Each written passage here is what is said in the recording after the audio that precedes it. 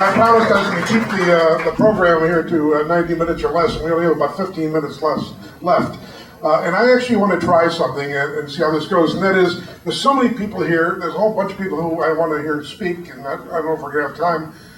Instead, I'm going to go row by row and ask each person who's willing to stand up and just tell us your name, the years you were at the Herald, and very, very briefly, where are you now? And then we'll come back and we'll do some more. This lady has her hand up. You want to start? Yes, I do. Hi there, everybody. I don't know very many of you because I was there my name is Barbara Swanich, now Barbara Swanich Friedman. I was there from 1967 to 1978. Doing what? I had a sports column with Bud Ferrillo, did a lot of sports, did entertainment, television. It's the best 11 years of my life, so I didn't survive the bloodbath, unfortunately. But it was a great time, and I just want to tell all of you that most of you weren't there during that time.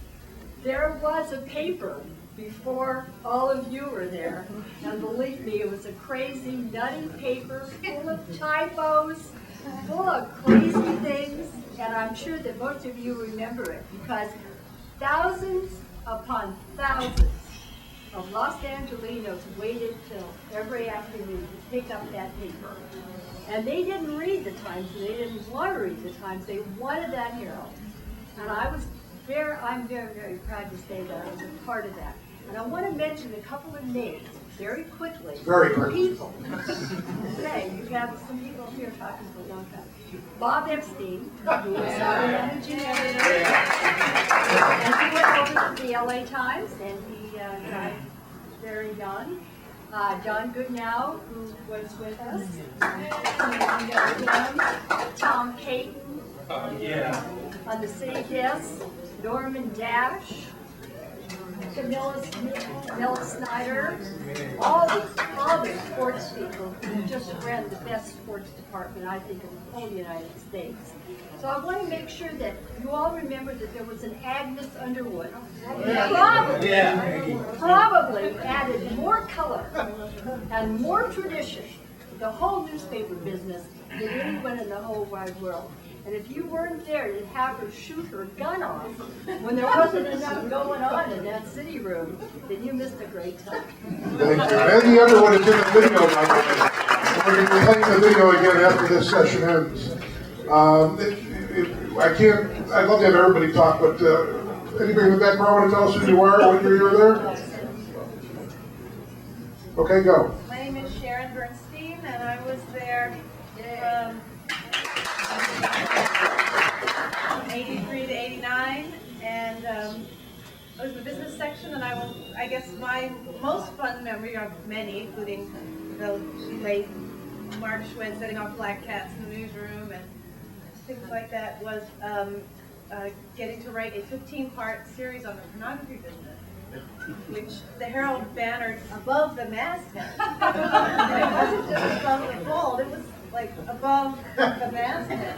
And the funnest part was I took the interviews very seriously, and I interviewed all these people, and I brought a lot of them down to the paper because I didn't really know where to talk to them. And there was this big, I got to use one of the editor's offices, one of the big offices that had windows all around it. And I remember, particularly the men in the newsroom, everyone had said to me that they'd never heard of any of these. Never heard of any of them. And when I'd be in there with particularly the men, the male stars, interviewing them, and every man in the newsroom would walk by. And so that was just one story. The other one was covering the Barry Minko story. Kind of a wild one. Sharon, thank you. Have it? Thank you. Ray Richmond, I see you back there. Give us a word. I was at the paper from 85 and 86, and I can remember I left I was a producer at the Merv Griffin show when I left. To tell you how long ago that was. And I remember talking to David Britton, the style editor then. He was talking to me about coming over.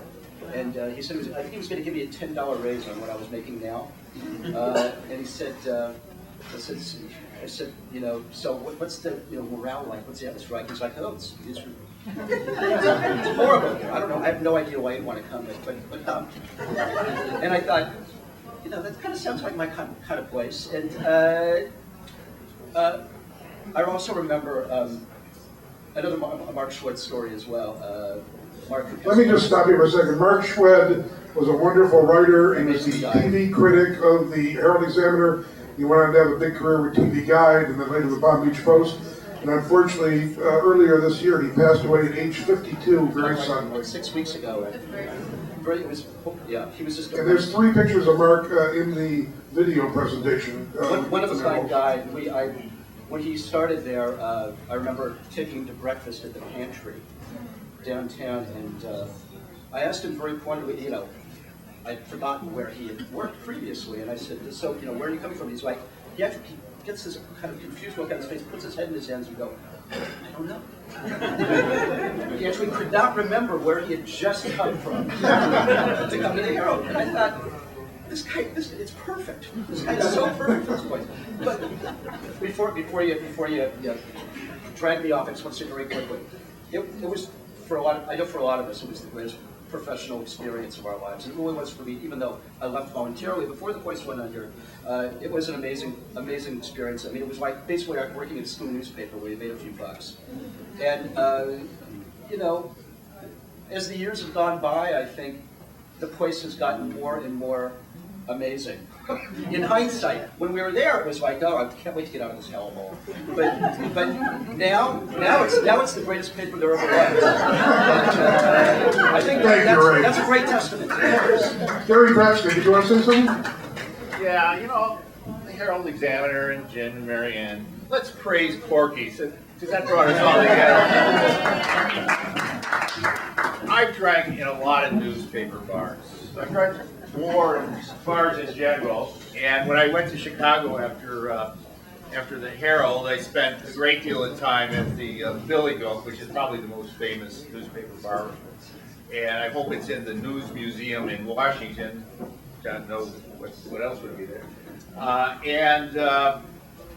The one memory I have, I used up all my stories about the Herald Examiner last year.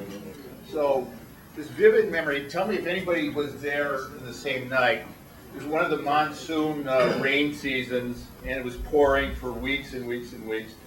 And went across the street at lunch break in the evening, and there was water pouring through the roof in several different places. And I don't mean trickling, I mean it was a waterfall. It was garbage pails, not pails. And I don't remember if the bar girls and the karaoke people were in there that night. It might have been too much for them.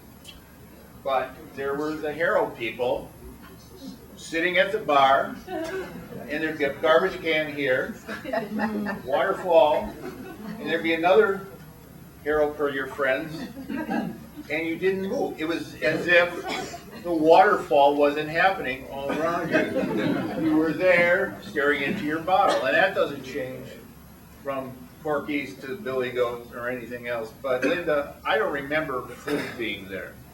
I don't remember food. The Porky's, he says. I remember the karaoke. No, we had hamburgers and Bloody Marys at lunch.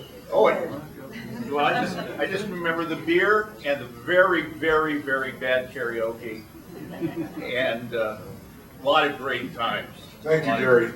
Where's Georgia Jones Davis? Here. Stand up and talk to us. Oh, okay. I'm Georgia Jones Davis, and I was at the Herald from May 10th, 1978 to the end of September in 1984.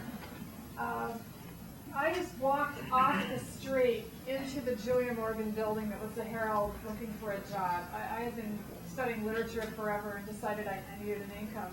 And it turned out that Mary Ann Dolan she was the new style editor. She had just come out from Washington, D.C., and she was looking for an assistant. They sent me upstairs to editorial. It was the first time I'd ever been in a newsroom. Just the sound of these nervous typewriters, and people yelling, and phones ringing. I fell in love.